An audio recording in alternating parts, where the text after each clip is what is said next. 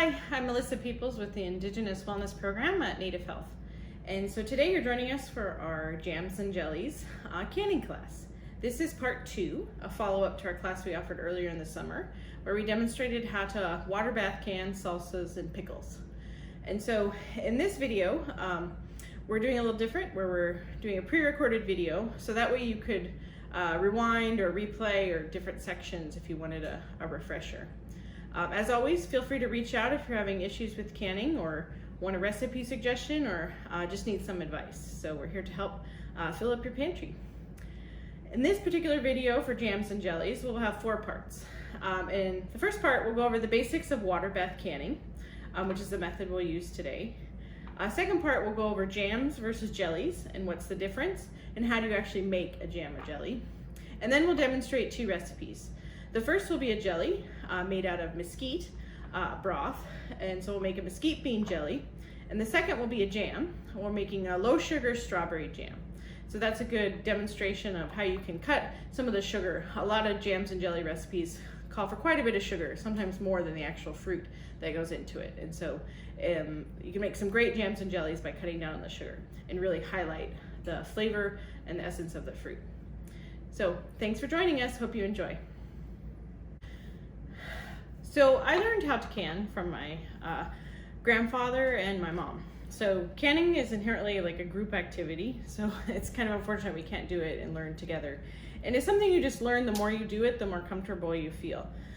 It does involve a lot of boiling water and hot temperatures and glassware, and so it shouldn't be scary or intimidating. I mean, sometimes glass breaks or things happen, but in general, it shouldn't be a scary activity to do. And also, we'll talk about proper ways to can, so you don't have to be fearful or worried that you're going to cause someone who eats your canned goods to get sick. And so that's, by following the directions, is really the best way to ensure that you have safe, healthy food. And so this is my way of doing it, and I've learned, like I said, from my mom, my mother-in-law, different family members. So I encourage you to reach out to people you know in your network, your elders, things to get some tips, and always following grandma's recipe is always best, right? So, and also encourage your family to get involved. With canning, there is the hot liquids, like I mentioned, involved, but you can certainly have the kids involved in cutting up the ingredients and processing the fruit and being part of the whole process.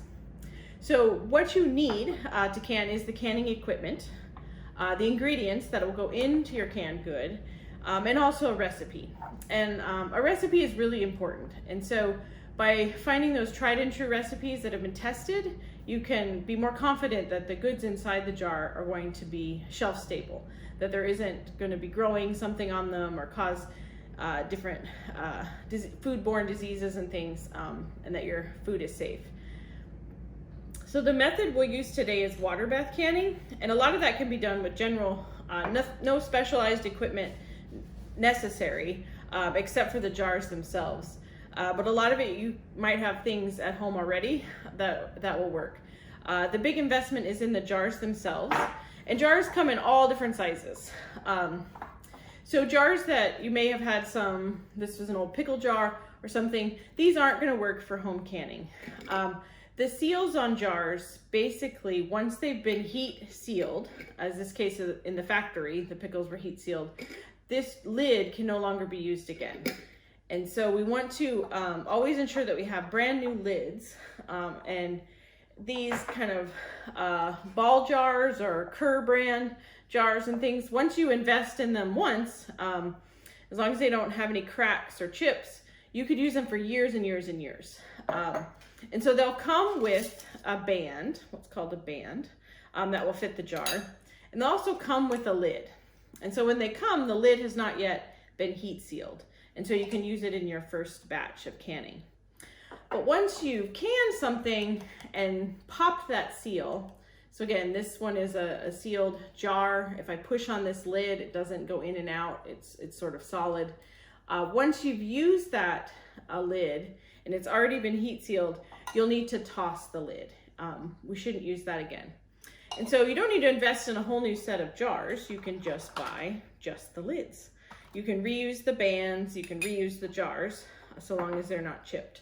We just need the lids. And so you can buy these for a couple dollars for every new batch of canning that you do to fit your jars. And I always have like a mismatch of jars of different sizes I'm using, or sort of whatever, it doesn't have something in it. If you give away gifts of your canned goods, you always want to make sure you get your jars back. People are always taking my jars. And so you can use a different size jars. It depends on what you're canning, of what you want. Usually for jams and jellies, this sort of 8-ounce jelly jar size is good. Something bigger for salsa or pickles. Or even I like these little small ones, are great for gift giving. And always when you're doing a jam and jelly recipe, sometimes you're just left with a little bit extra that won't fit in a whole jar. And so it's nice to have these shorter ones around too. You can purchase these plastic lids to go with your jars.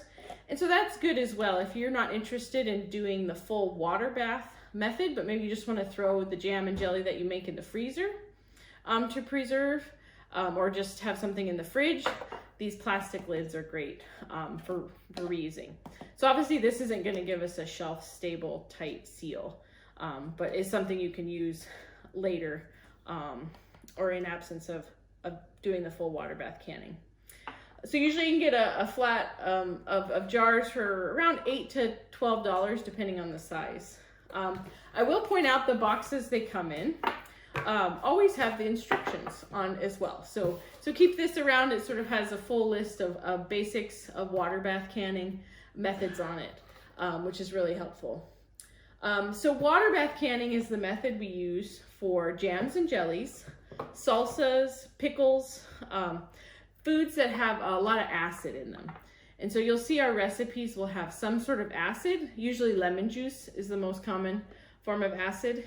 And so those food products that are in the jars have the high acid. And so that can be sterilized or sort of brought to a boil and kill off any bacteria and working with the acid will keep the foodborne illnesses like low. And so those are the foods we can do water bath canning on.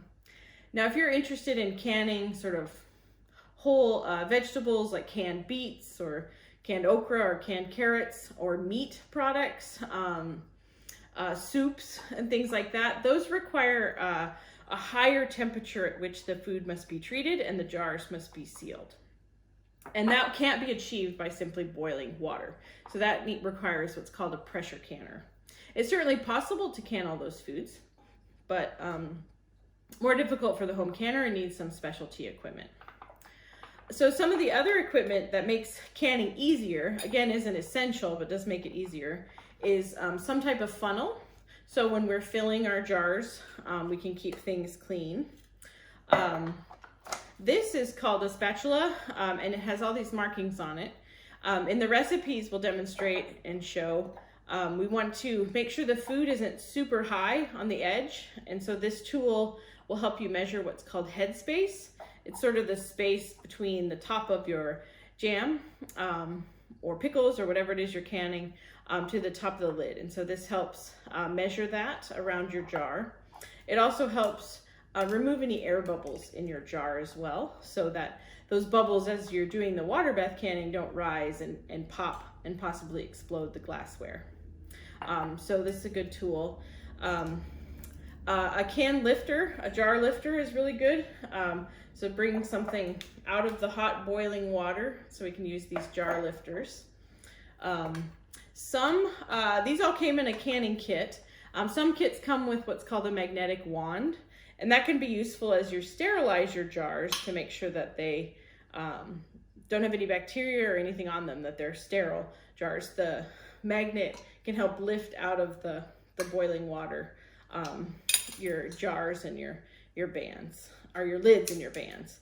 So that's not as essential, but it certainly makes life easier.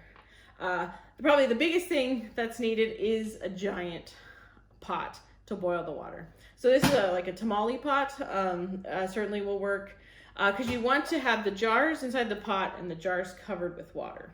So you could use a spaghetti pot or something tall and deep. Just the narrower it is, the fewer jars you're able to do at a time. So it might just prolong the process to make it, you have to do it in batches. So this also has a canning basket. And so this is really useful that it helps lift out the jars out of the boiling water to take them in and out of the water. It's not essential to have a basket, but it is really nice to have something on the bottom so that your jars aren't sitting directly on the bottom of the pot, because as it boils, it'll kind of rattle, and that rattling glassware, and if you have any sort of weak points in the glassware, could cause it to burst and explode. You can use some other racks or things just to lift up those jars from the boiling water. It also helps make sure the water is circulating around the whole thing. I did this once when I had a smaller pan. You can tie together numerous rings to make a rack to sit on the bottom of the pot too. That prevents kind of being directly on the heat source of the glassware as well. Some other useful equipment are clean towels. So when we take out our water bath can jars, we don't want to put them right on a countertop, particularly some kind of stone countertop, which is going to be much cooler. We have this hot boiling liquid, and put it on a cold surface, it's going to crack. And so just laying down some towels and then taking out our glassware to put on the towel is useful. Towels are great, so once we fill our jar with the hot liquid, in the case of doing jams and jellies, we want to wipe the rim clean. You could use a paper towel too, to make sure that we have nothing sticky on the surface that will prevent or get underneath and prevent that lid from sealing as well. So, and it can get messy sometimes with doing these things. So as we pour out the hot liquid that we're making, ladles can be useful to use with the funnels as well. A measuring cup or something to get into there is useful. I always recommend when you're doing the hot water bath canning is to wear shoes because there is boiling water going everywhere. If we were to drop or just have drip off our ladle hot jam, it could really burn your skin or burn your toes. So that's the point of being really, really careful when you have all these hot liquids around. So doing jams and jellies, there's not a lot of special equipment that you need, but it does help to have something to mash the fruit. So for a jam is thicker, so we want something to mash the fruit. You could use any kind of tool. You could use a fork to mash. You don't necessarily need, this is a potato masher. To do jellies, you need liquid, pure liquid. So having some kind of strainer and cheesecloth, or using even just a cloth like this to strain the liquid through, so you don't get any, in case if you're making blackberry jam or something, you get all the seeds out and you're just left with pure juice. So cheesecloth can work well, or some kind of strainer to get out the pulp too. And so the basic thing we want to do with water bath canning is to follow the instructions of what you're canning and the recipe. Fill our hot jars. The jars should be sterilized before filling. And so the kind of consensus is that they should be put in boiling water for a couple of minutes, 10 minutes, to sort of simmer water to bring them up to a temperature that it's hot. I learned once before of just putting them through the hot cycle of the dishwasher is sufficient, but kind of consensus is now for food safety purposes is to really have them boiling for at least 10 minutes. Some people also sterilize the jars in the hot oven and keep them hot that way. Again, the consensus is the boiling water, but again, grandma might know best sometimes. The key though is to keep the jars hot until you fill it with the hot liquid. When we go from hot to cold, cold to hot, sometimes the glassware can get weak then and burst. And so that could be dangerous, bursting glassware, but also could lose your recipe, could lose the food. So we want to keep them hot, fill them with hot liquid, and then put them back in hot so that they kind of maintain a similar temperature range so we don't have explosions happening. And so then to process the jars, again, the recipe will always say how long the jars should be water bath canned, how long you should put the jars in once they're full of whatever the recipe is. Put the clean lid on, put the band on. Just turn tight. We don't want to, do it so tight that then the change in pressure, the change in temperature will cause the glassware to explode. That's perfectly fine. Nothing too difficult. Put them in boiling or hot water. The same simmering water you use to sterilize the jars is fine. Make sure the water is above the jars. So that's where it can be useful to have another pan of simmering water, because sometimes, as it's evaporating, we lose the water. Fill up the jar, and then every recipe will say how long to do the water bath canning. And that is counted from the time it's boiling, not just put in hot sort of simmer water. We want to have a rolling boil of water. So that's when to set your timer. Most jams and jellies will be 10 minutes. Some salsas and pickles or things, tomato sauce, are much longer time, 20 to 30 minutes. And that will ensure the good seal, and so that we aren't able to move the lid. It's sealed tight. We'd have to really get a knife or something and really hear that pop. Yep, I just pushed it in and it popped out. So we want to hear that pop. That's how you know you have a good seal. And so that time varies on the recipe, but it also varies on the altitude. So the recipes will always report what the water bath time is at sea level. And so every 1,000 feet you go up in elevation, time needs to be added to that.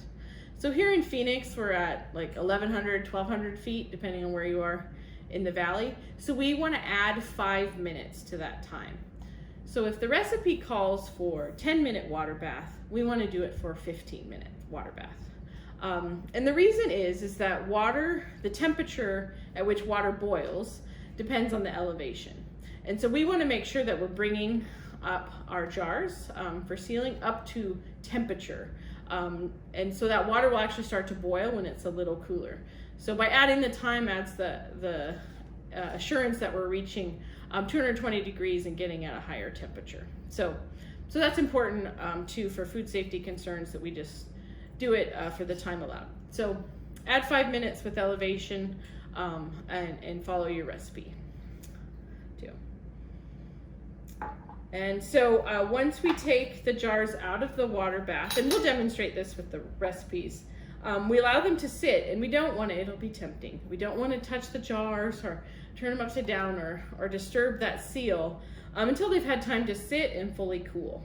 So as they sit here, you'll hear that pop, pop, as the lids shrink in and create a good seal. If you don't hear it, it's okay too, it's likely happened. But after 12 hours, 24 hours, we want to check our jars.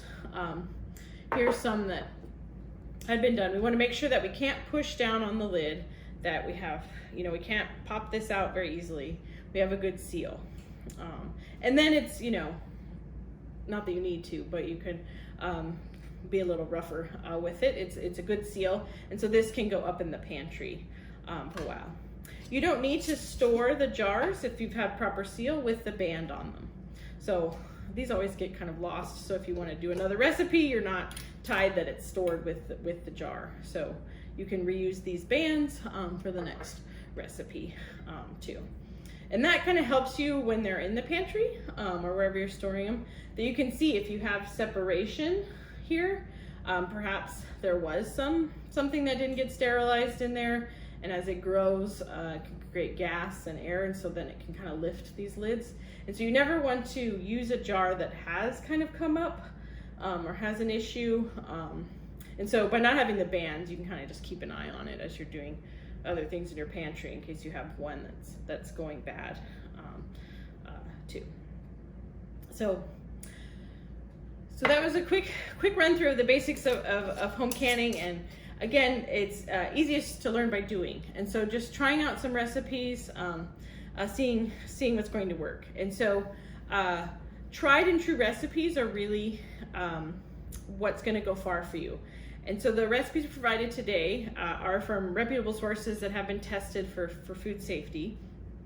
You can find a lot of stuff online and things, but a great cookbook, or if you like paper things, is this recipe book from the Ball Company, which is sort of the classic. That's always what my family was, a Ball family used. And so this is my well-worn Ball Everything Canning book. Sometimes you can find one just on jams and jellies or things. Ball is a good brand to look for. Their website lists most of these recipes. It's just if you like something tangible. There's the National Center for Food Safety, too, has tons of tried and true recipes as well. Sometimes the jars themselves come with some recipe suggestions too, and so it's really, what do you feel like canning? And so the produce, or what you're gonna use in canning, can come from your home garden, if you're lucky to have a garden and grow a lot of things yourself. These are green tomato and hot pepper pickles, by the way, that I'm showing here. And this came from the Native Health Garden. When we lost a lot of green tomatoes, what do we do with them? So I pickled them. So your garden's a great source for extra produce. But if you don't have a garden, don't worry. There's still like food preservation canning you can do. And so always look at the grocery ads. Like right now, berries are in season, peaches are in season, and so sometimes you can get some great deals on produce, and you can really rework it into a new form instead of just freezing stuff always. By making a recipe and canning it, sort of gives it new life too. And so look at those ads or see what's in season or what's inexpensive and cheap. Sometimes, so that's why strawberries, sometimes you can get a pint for $1. And so, you know, for a couple dollars, then you can get enough jelly. And usually when I do a batch of strawberry jam, it lasts my family the whole year. And I say that knowing my son, I think his 4th food group is jelly. So he's definitely a jelly eater. And so we go through a lot of jelly in our house. And so, and it can be a fun Sunday activity with the whole family to can up a batch, and then it can last you all year. Sometimes you get an abundance of things if you've ever done those programs like Market on the Move, or the Produce on Wheels Without Waste, where you can get a whole flat of something.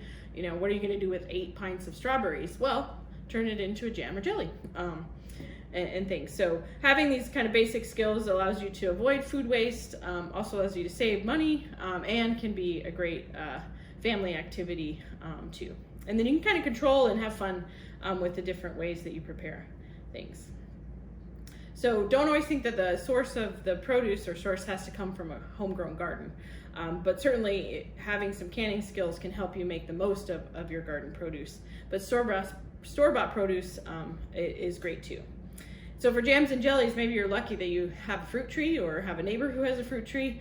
Here in Phoenix, we can grow a lot of different things. Citrus, peaches, mulberries, figs, and more. So all of those trees produce an abundance of fruits. And so if you have a neighbor who's not picking their tree, maybe you can go and ask if you can have some of their abundance and then turn it into a jam or jelly or some other format to preserve those foods. So we're ready to demonstrate our mesquite bean jelly. And so this is an example of how you make jelly made from the liquid, usually a fruit. So we kind of went a little bit different today to show the use of a traditional ingredient. And so these are mesquite pods. Sometimes people call them mesquite beans, but what we're really after is all the flavor in the golden pod itself. So mesquite, this is honey mesquite, is a native tree and been eaten since time immemorial here in the Sonoran Desert. And so I was able to gather these from a friend's tree, and I'll show you how we make the juice. And so first I gathered the beans, and so maybe you're lucky to have one of these in your yard, or a neighbor has one. Usually those who have them complain about them because they have to clean up all these pods everywhere. So maybe you get lucky and help a neighbor out by collecting them. First step though is to taste the pod to make sure it's something that you want to eat. It should taste sweet, like honey-like almost.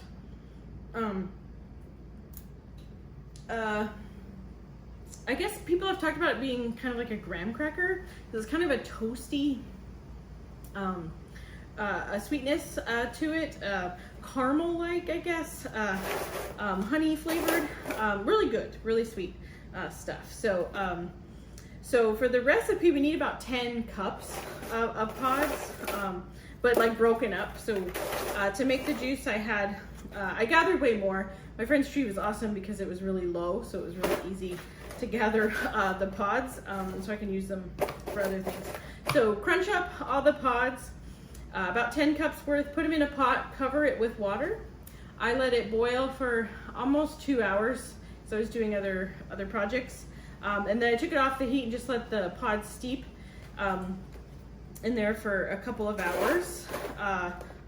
Actually, I only let it steep for about an hour, but the longer you boil it, the longer you cook it, the more flavor you're going to extract from the pods. And so if you want a lighter flavor, you would just boil and steep for less time.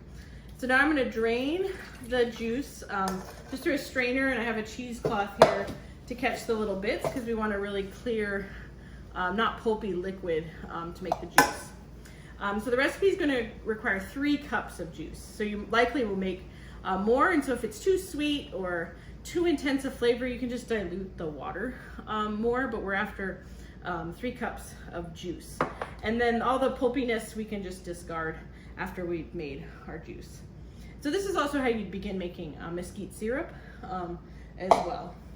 And so I learned these methods a lot when I lived in Tucson from different autumn traditions. And so I'd recommend this book from Itoi's Garden.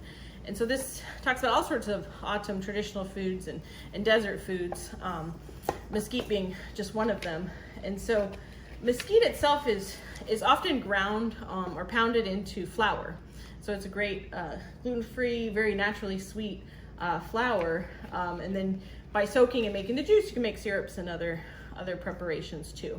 And so I use this book and follow the instructions for how to make mesquite juice. So this is a wonderful book. All sorts of delicious recipes with mesquite, mesquite pancakes, and all sorts of things, as well as other traditional autumn foods too. So you can find it on the internet. It's produced by Toka, and it's a little harder to find, but well worth it. A great resource. And then if you're interested in more mesquite things, this Mesquite and More cookbook too has a lot about harvesting mesquite. So seasonally it's done now prior to the monsoons and prior to the mesquite pods getting wet with the rains that hopefully will come soon. And we always want to harvest from the tree itself, not from the ground. So the ones that fall on the ground are for the animals. Coyotes and other critters love mesquite pods. So leave those for them. So the recipe involves 3 cups of mesquite juice, 1/4 of a cup of bottled lemon juice.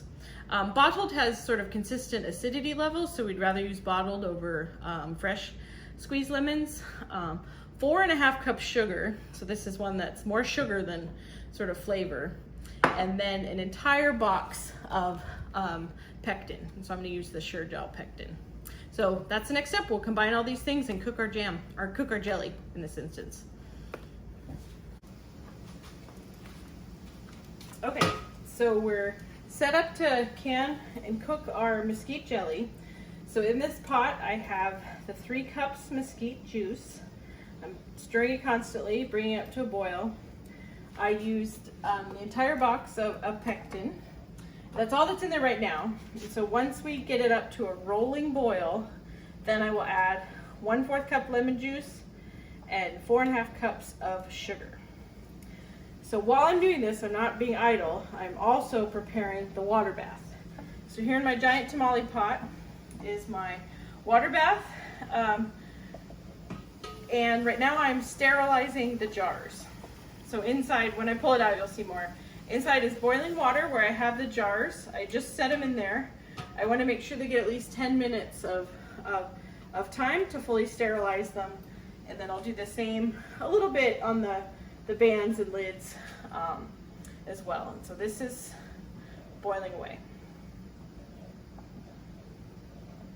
So a rolling boil is when we have the bubbles like rolling, but then when we stir it, it's still boiling. So we still have a little bit to go to get to our rolling boil here on the jelly. And so this is when it's critical to follow instructions and just pay attention so that we get the jelly cooked so that it sets firmly.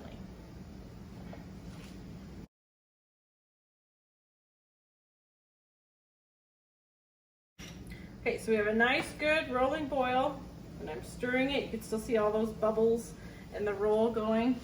So I'm gonna add my lemon juice.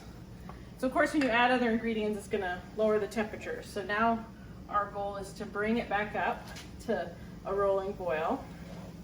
And so this is a lot of sugar, right? And so we'll kind of slowly add this to the hot liquid and it will dissolve, and we'll bring it back up to a rolling boil for at least 1 minute.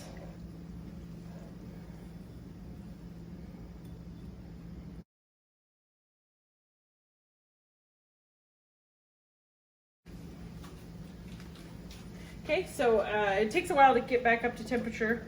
You've added all these things. So I have a rolling boil going on, and then I'm going to set the timer for 1 minute to do this, and then we can test to see how it's setting.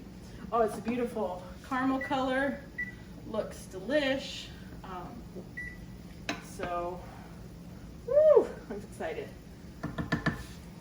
We're going to kind of keep it stirring constantly for 1 minute.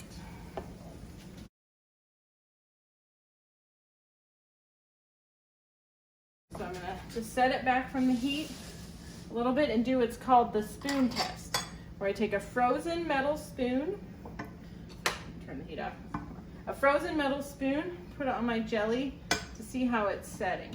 So I think I do need more time.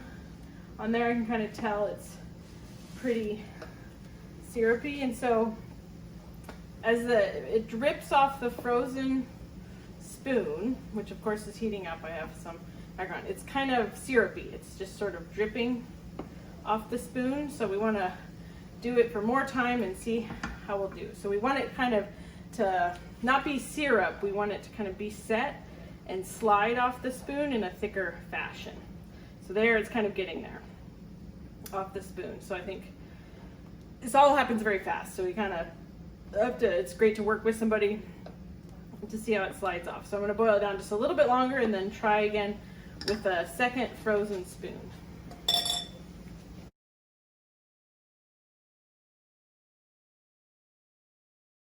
Okay, so I'm back to a roiling boil for a little bit longer. Then we'll try the frozen spoon test once again. I have a cold frozen spoon. Get it? Let it sit. A little bit of jelly on there. I'm getting a little thicker. Again, I kind of want a thicker jam, or a thicker jelly. I want to make sure it sets. So I'm going to do a little bit longer. Wasn't quite a minute. Let's try again. Let's take this baby off the high heat for now.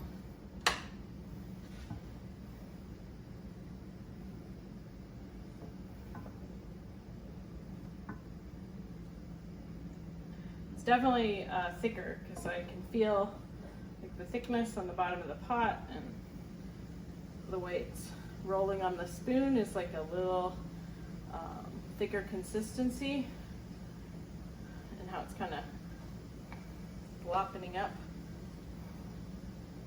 a little. I'm going to let it go, do a little bit longer.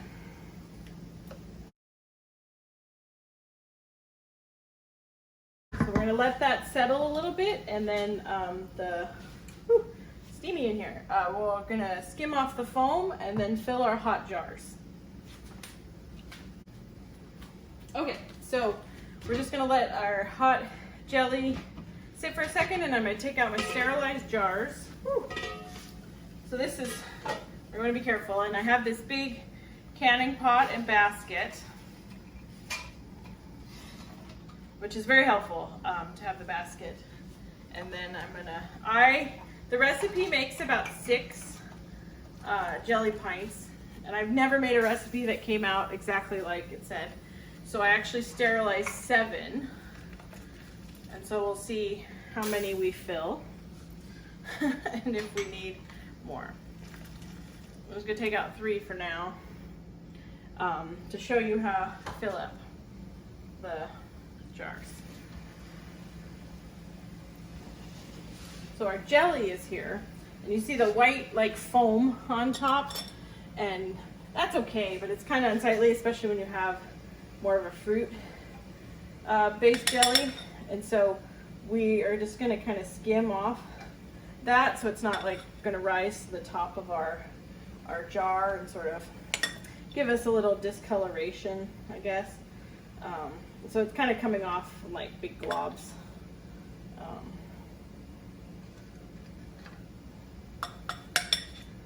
So then we just get the nice golden color of this. It smells delicious. It smells like caramel, a little toasted graham cracker action going on.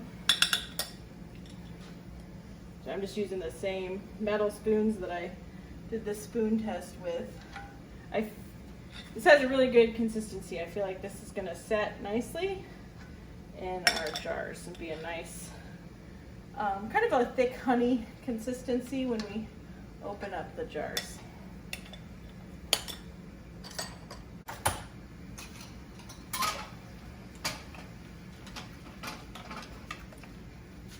So a sterilized funnel put in there, and a ladle. You could use a measuring spoon or anything to basically scoop it out. And we're going to fill our jars. Again, the jar is hot too, so don't plan on being able to touch it with something to hold it in place. And this is where you make a mess. You kind of get sticky jelly all over. And so we don't want to fill it all the way to the top. We want to have what's called head space, a little bit of space in the jar. And that's where our spatula comes in handy to look. So we're looking for 1/4 inch. And so I have this little measure here for 1/4 inch. So looks like I can have one little dollop of jelly. And that's it. So I can already tell it's setting on my spoons I use. So put a little bit more in there. Then I'll prep the next jar. So then in my kind of quick sterilized and using my little magnetic wand. Now I guess I should make sure I wipe the rim. This was my first one, so my funnel isn't sticky yet or dirty, and you can catch because it's going to be sticky if you got anything on the rim. And so you can take just a wet paper towel, wipe it off, stick the lid on, and then your band. And again, the band isn't super tight. You just want it sort of twist tight. And it's hot. All this stuff is really hot. So we use our jar holder, lift it up, try to keep it level so that the lid doesn't get something stuck between it and the glassware. And then we'll stick it in our water bath. We'll fill all the rest of them, and then we'll bring this water bath to a boil and process for 10 minutes plus 5 minutes because we're at altitude. Okay, we're going to be making our strawberry jam next. And so I have in a pot, I'm just going to turn the heat on. I have cut 3 pints of strawberries into small, rough chop, and I'm going to smash them further to get small bits. And so that's the basis of this recipe. We're choosing to do a lower sugar recipe. A lot of recipes call for about the same amount or if not more sugar, and so we really want to highlight the fruit and have a lower sugar jam and really highlight the fruit. So I'm going to start mashing with the potato masher. I like to have a little bit of pulp still in the jam, a little bit of, visible fruit to it. But you can also just puree this in a blender too to get a pretty fine jam. Now, this is different than a strawberry jelly. A strawberry jelly, we'd be pulverizing the fruit and actually straining out and just having the juice. So this is going to have some chunkiness to it. We're not going to strain out the seeds. And so jams you can make out of a lot of things, peaches, figs, but berries really work nice. So blackberries, blueberries, raspberries, a mix of those fruits. Now on the blackberry and raspberry end of things, the seeds are a lot bigger, and so that's where a jelly is nice too, because you can sift out those seeds. So the 6 cups of strawberries is about 3 pints, 3 pounds, and we want to have nice ripe fruit. We don't want stuff that's overripe or mushy. This isn't the place to do sort of make use of things that have kind of gone off or gone bad. So we want some really nice ripe fruit. I can just smell it. It smells like a fresh berry patch in here. It smells great. And so I just have the heat just turned on now, and we're going to keep mashing to get those broken down even more, release the juices and the natural sugars of the fruit. So the other parts of the recipe are a pectin. We need something that's going to allow our jam to set or kind of gel up. But here, since I'm doing a lower sugar recipe, I'm using the pink box of the Sure Gel. And so it specifically says for use in less or no sugar needed recipes. And so this kind of pectin works differently, that it binds not with the sugar so much, but it binds with the natural calcium in the fruit to set. And so inside here it has other recipes to use. And so instead of the whole box, I'm just using half the box or 3 tablespoons. This particular jam recipe certainly can be doubled. Easy enough to use then 12 cups of strawberries and make a lot more jam. Once you kind of do these recipes, making more isn't any harder than making it to begin with. So it's just how much of the product you can get your hands on. So then it would be the whole box, but I'm just doing a half recipe. So it's a low sugar, not a no sugar recipe. And so the amount of sugar is 1.5 cups. So once I get this mashed and starting to boil, that's when I'll add the sugar. This is my 3 tablespoons of pectin, which I have a pretty good mash going on here. So I'm gonna add that and mix it in. And then always when we're doing a shelf-stable water bath canning recipe and method, we need some sort of acid. In this case, it's 1/4 cup lemon juice. So I'm going to go ahead and add that now. And so the acid isn't like for flavor necessarily. It helps keep the fruit bright and bright looking, bright tasting. You can see how liquidy sort of my mashed strawberries are looking now, but I still have chunks in there. So I think they'll be a really great jam. The acid, or the lemon juice in this case, really helps with that shelf-stable product. So the acid helps prevent things from growing in your jam or jelly, and make sure that it's food safe too. And so that's not something to skimp on in the recipe. You really need that acid to make it a shelf-stable product. If you were looking at making a freezer jam or jelly, or something that's going to stay in the fridge and not be on the shelf outside of cold storage, the lemon juice things isn't an essential ingredient. But who has all that room in their freezer, right? So that's good. I like this consistency a lot of this jam. It's not a bright red color, good consistency. So I'm not going to add the sugar until this comes up to a rolling boil. So I just had some first boils. So the next step, I'm going to get my jars in to sanitize. We're going to bring this jam up to a nice rolling boil. So I have my water bath going, and we really just need a low simmer for the jars to sanitize for about 10 minutes. And so as I'm cooking the jam, that's when we can sanitize. So I've washed my jelly jars with just simple soap and water. I'm going to use my jar handler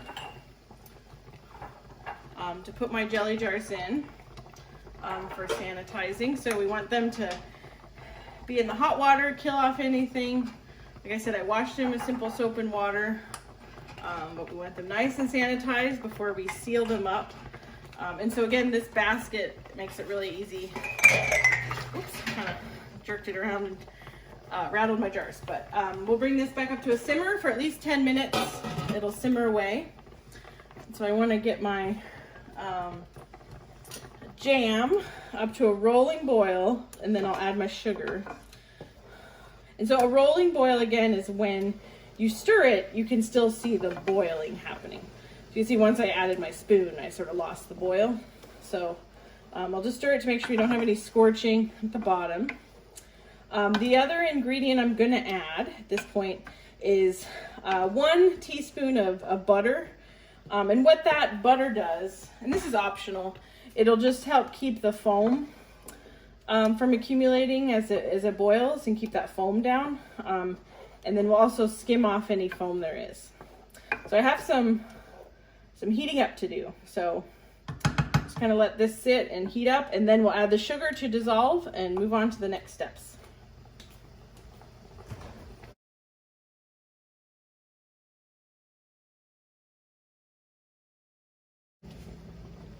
Okay, so I'm going to be ready for my sugar. You can see it's a nice bubbling away, nice boil, and when I'm stirring it, I still have the bubbles and still have the boil. It doesn't lose the boil to it. And so I want to make sure that when we add the sugar, we're going to have to bring it back up to that rolling boil temperature. So it'll take another few minutes to bring back up to temperature, and that will allow all that sugar to dissolve so we don't have like a grainy texture of the jam. So we'll just slowly add that in to dissolve. You can see some nice pulpy texture to it. I like that in my jams. And so you can certainly pulverize it more to get a smoother texture.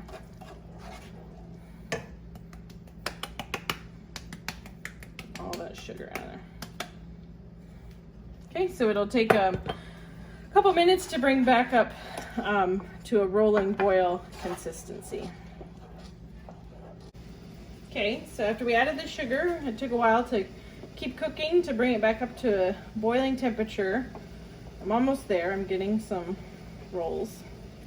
You can see the foam kind of being created, and so that's something we'll skim off. I'm not sure if the butter has helped or not. It's not something I normally do, but I thought I'd try it because it's kind of one of those tried and true things that some people swear by, but maybe it helped a little, so we'll see. So again, we want it to be bubbling, but once I stir it, that bubbling to also still be there. And at that point, we're going to set the timer for at least a minute. Probably more like 2 minutes is what's needed, but at a minute, I'm going to do this frozen spoon test. So when you set up your jam to start baking, we throw some metal spoons into the freezer so we can do a frozen spoon test to see how well our jam has set. So I'm going to set the minute now. You can see I'm getting a much more vigorous boil. How well the jam has set. So we don't want syrup, we want a nice jam that sort of sticks to the knife, sticks to the spoon. So again, this is hot as it's bubbling away. I just got splatted a little bit. So keep stirring so we don't get any scorching on the bottom of the pan. And so again, I have a pretty big pan, so it fits it all, and it's down low, so I don't have any splatters coming up and hurting me or anyone around. You could use a big spaghetti pot or something too.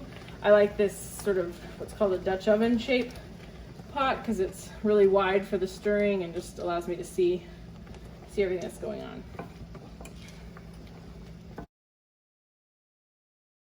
So that was our first minute. I'm gonna turn off the heat and come back and then show you with a frozen metal spoon. I'm gonna put a little jam on the spoon. Not a whole lot, we just want it to sit there to do a test.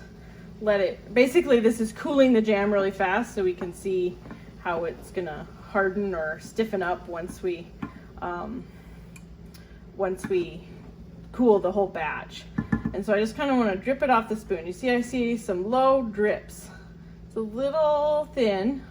It's a little more syrupy than thicker. So I'm gonna do another minute and then we'll do another test. So we'll bring it back up to boil. I like a, I want a stiffer jam. I don't want like a syrup.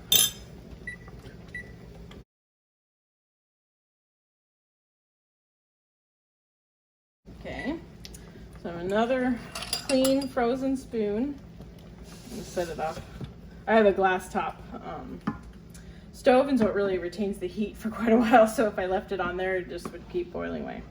Let me let my jam sit on the frozen spoon. I can already see, like, just as I'm moving, how it's thicker. It's not dripping off. And so I have the chunky bits in there too. But see, I had just a drip. I hope I caught that in the camera angle well. Let's do another. Might have to warm up a spoon now. So you can see it's dripping. It's not just running off like syrup would. It's kind of hanging on to its drip some.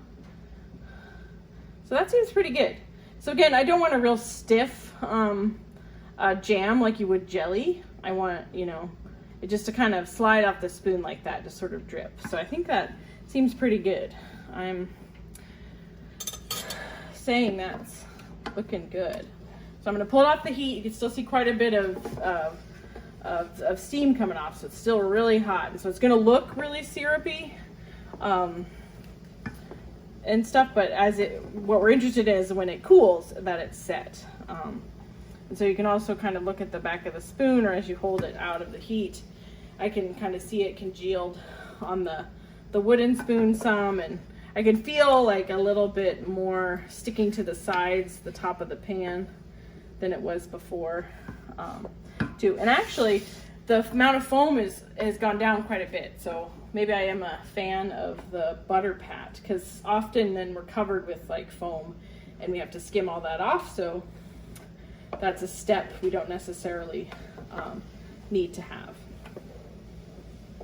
So I'm just gonna check on my sterilized jars for a second. Yeah, so I'm gonna turn this down just so it doesn't come back at me when I pull them out.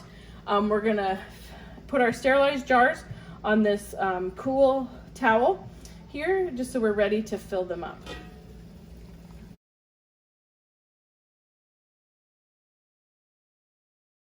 Okay, so I've taken out my sterilized jars, have them ready to go. I'm sterilizing the lids and bands for just a couple minutes while I fill the jars. I wanted to show the frozen spoon test again to make sure that you could actually see that. So you can see it's a frozen spoon. The jams kind of sit there for a while and set, and so I'm just letting a spoonful sit on the spoon. You can see how it sort of drips off very slowly, and even like some of the bigger chunks are sticking to the back of the spoon. And so this is like basically kind of insta freezing it on the spoon, and so you can see how it's gonna set up. And it's very thick. If I run my finger across, it leaves a stripe on the spoon. I'm not gonna lie, I'm just licking my finger here. It tastes delicious, just like strawberry, not like overpowering sugar in your face, just fresh strawberry.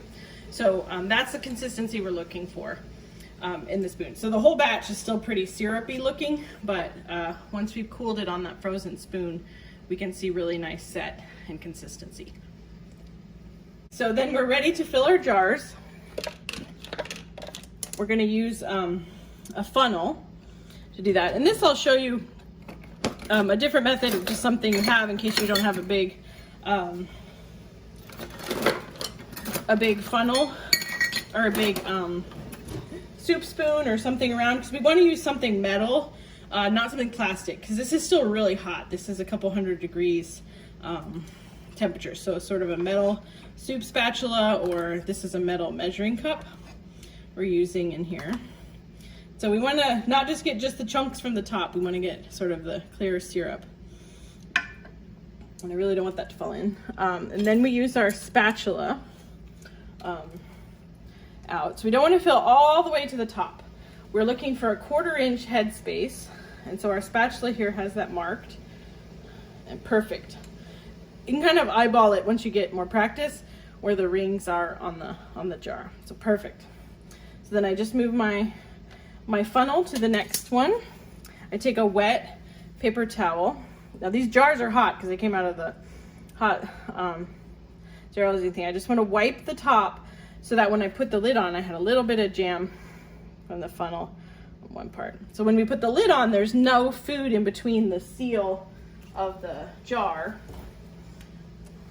and the glassware itself. So we get a nice, safe, tight seal. So I use my magnet wand to pull it out of the sanitizing water. And then we put our bands on. Now the bands, again, not super, super tight. We just want to do it hand tight. And again, this stuff is all hot, so it's really hard to hold the jar. Just hand tight, that's what we want to do. So I'll show you with this jar, the next step, and then I'll go ahead and fill all the jars in water bath can. So then we'd put all the jars back into the water bath canner.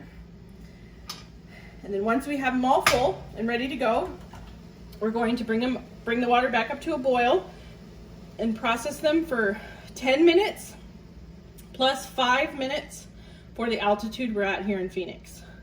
So it doesn't seem like we're high altitude, but we need to add in that extra additional time, and that will just make sure that we have a nice good seal on our jars and that things can be in the pantry. Now these jars are rated for 18 months of safe, shelf-stable canned goods. So I'm sure my family will eat this before then too. It tastes delicious when I sampled a little, and I'm excited. So I'll show you the next step after I finish all the jars. Okay, so we've had our jars processing in the water bath for 15 minutes. I'll show you how to take them out. So once the timer's done, we can turn off the stove and just let them sit for a while. You don't have to get them out right away or anything. We just let them slowly cool, and then we don't have to deal with like really steamy boiling water. But that's where our can lifter comes in really handy. So these are hot, so don't touch them. I was able to get 6 jars of jam out of this recipe. One of them's a little shy, a little short, probably because I kept licking all the spoons, because this tasted so good. It was really good. So yeah, this one's a little bit short by just a scoopful or so, but and again, this recipe's easy to double up as well.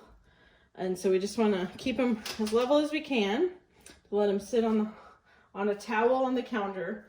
And then we don't want to touch them for at least 6 to 12 hours, and then they can go up in the pantry.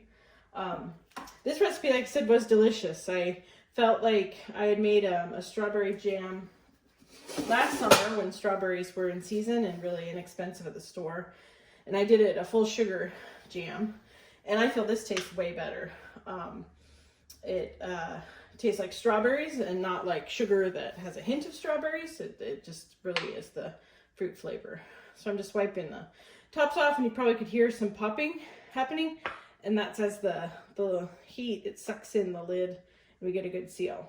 So after 6 to 12 hours, or even tomorrow, we'll check the seal to make sure that we have a good firm seal before we put up in the pantry. Yeah, so from start to finish, we're looking at about an hour full time to make the jam. Probably have that much of dishes left to do too, so it's maybe not a super quick process, but not an all-day process either to make jam either.